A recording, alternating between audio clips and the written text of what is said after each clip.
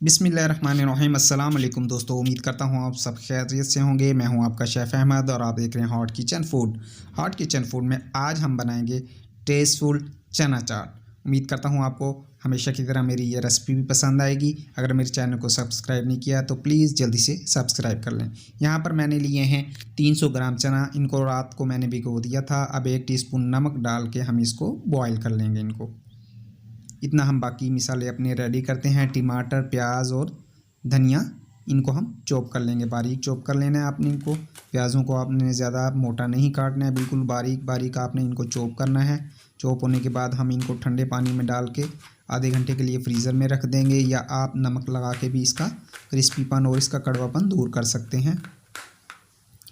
प्याज हमारे चॉप हो गए हैं। अब हम इसी तरह टमाटर को चॉप कर लेंगे बारीक बारीक।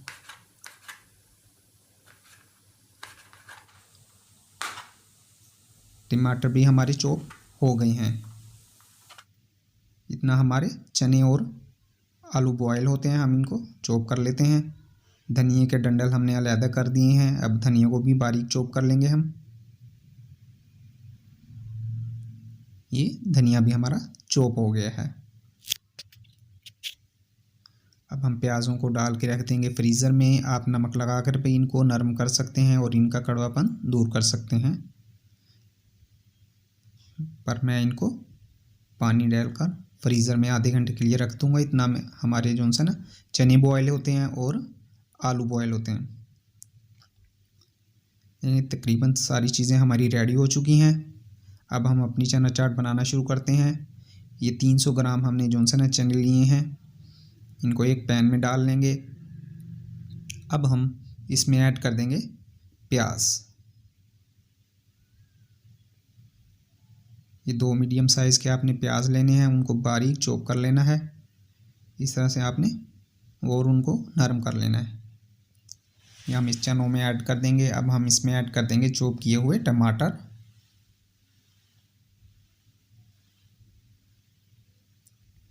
और साथ ही हम इसमें ऐड कर देंगे बॉयल किए हुए आलू।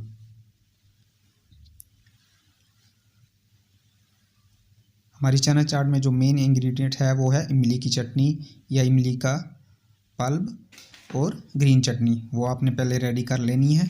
अगर आपको रेडी करना नहीं आती है तो लिंक वीडियो के डिस्क्रिप्शन में मैं उसका लिंक दे दूंगा, आपने लाजमी उधर से देख लेनी है। इसमें अब हम ऐड कर देंगे 1 टीस्पून चाट मसाला और साथ ही इसमें हम कुटी हुई लाल मिर्च यानी red chilli flakes half teaspoon इसमें ऐड कर देंगे। और याद रखिएगा आपने इसमें पिसी हुई लाल मिर्च नहीं ऐड करनी, क्योंकि उससे कच्चापन आएगा इसमें। साथ इसमें हम ऐड कर देंगे हाफ़ टी-स्पून साल्ट और साथ ही हम इसमें ऐड कर देंगे हाफ़ टी-स्पून ज़ीरा पाउडर। साथ इसमें 2 टीस्पून हम धनिया पाउडर ऐड कर देंगे। और अब इन सब चीज़ों को हम अच्छी तरह से मिक्स कर लेंगे। और अब इसमें हम ऐड कर देंगे इमली की चटनी।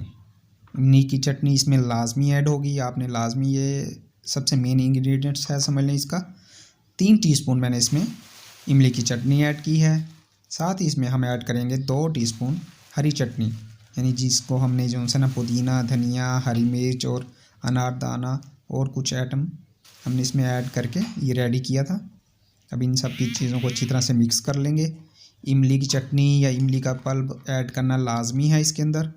उससे जो है ना हमारी एक तो ये बाइंड सी हो जाएगी और दूसरा इसका बहुत अच्छा टेस्ट आएगा। अब हम इसमें ऐड कर देंगे हरा धनिया। इमली से जो है ना, इमली की चटनी से या इमली के पल्प से ये सॉफ्ट भी हो जाएगी, डिलीशियस हो जाएगी। सबसे मेन इंग्रेडिएंट्स ही इमली का पल्प या उसकी चटनी है, वो आपने इसमें लाजमी ऐड करनी है। और एहतियात करनी है कि आप किसी भी लाल मिर्च इसमें ऐड ना करें। को अच्छी तरह से मिक्स कर लेंगे हम। चना चाट हमारी मिक्स हो गई है। अब हम इसमें 1 अदद लेमन, उसका जूस निकाल देंगे, वो इसमें ऐड कर लेंगे। इंशाल्लाह उम्मीद करता हूँ आपको मेरी रेसिपी बहुत पसंद आएगी। इंशाल्लाह कमर्शियल टाइप ये जो है ना चना चाट हम रेडी कर रहे हैं।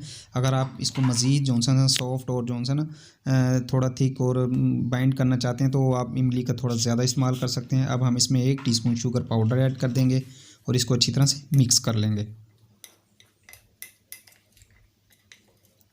और आप जब भी इसको सर्व करें तो साथ में इमली की चटनी लाजमी रखें। चना चाट हमारी रेडी हो गई है। अब हम इसको एक अलग से बाउल में निकाल लेंगे जिसमें हमने इसको सर्व करना है। बाउल में निकाल लेंगे, फिर इसको हम थोड़ी देर के लिए फ्रीज़र में रख देंगे ताकि ये सेट हो जाए।